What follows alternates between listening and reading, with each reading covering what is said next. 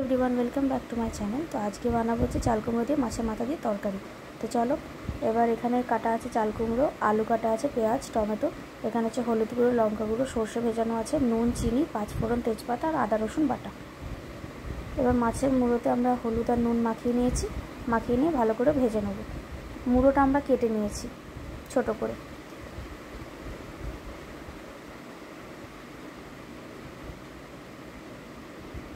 তেল গরম হয়ে গেলে হলুদ মাখানো মাছের মুড়োটা দিয়ে দেবো, মাথাটা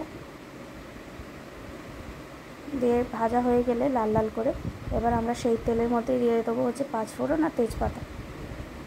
একটু পাঁচফোড়ন হয়ে এলেই তখন আমরা দিয়ে দেবো হচ্ছে কেটে রাখা আলুটা দিয়ে 3 সেকেন্ড 4 সেকেন্ড মতো নেড়ে তারপর আমরা দিয়ে দেবো কেটে রাখা পেঁয়াজ।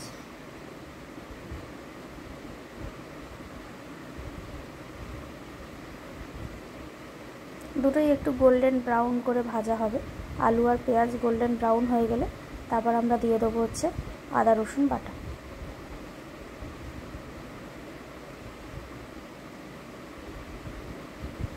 আদা রসুন বাটা দিয়ে ভালো করে নেড়ে নিয়ে যখন কাঁচা গন্ধটা চলে যাবে তখন তারপর আমরা দিয়ে দেবো টমেটো।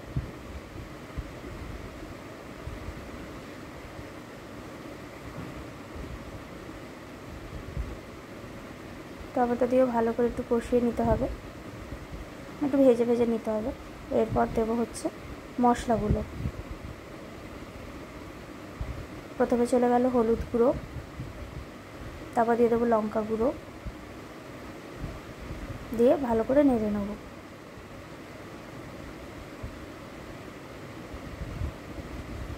এরপর চলে গেছিলো মুড়ো।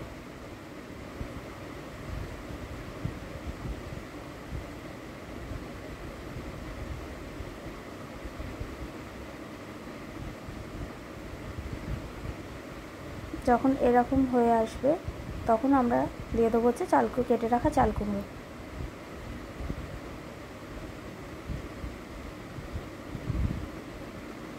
আমরা এখানে জলটা ইউজ করব কিন্তু খুবই কম। এরপরে দিয়ে দিলাম নুন, কারণ জলটা ইউজ করব কম এই কারণে, কারণ চাল কুমড়ো থেকে অনেকটা জল বেরোবে। তো এবার নুন দিয়ে দিয়েছি চাল কুমড়ো দেওয়ার পরেই, দেওয়া ভালো করে একসাথে নেড়ে চেড়ে চাপা দিয়ে দেবো।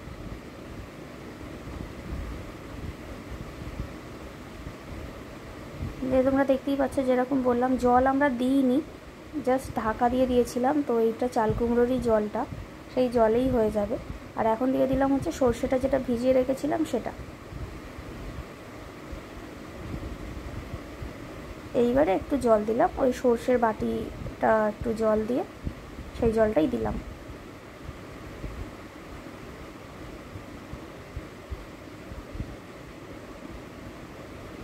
এরপর দিয়ে দিলাম পরিমাণ মতো চিনি।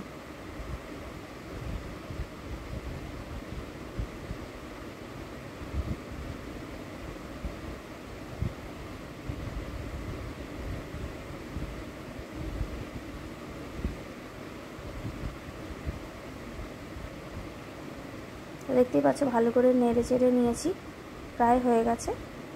এবার এরমভাবে আমরা নামিয়ে নেব। তো তোমরাও বানাও বাড়িতে, আর কীরকম লাগলো জানিও। Thanks for watching.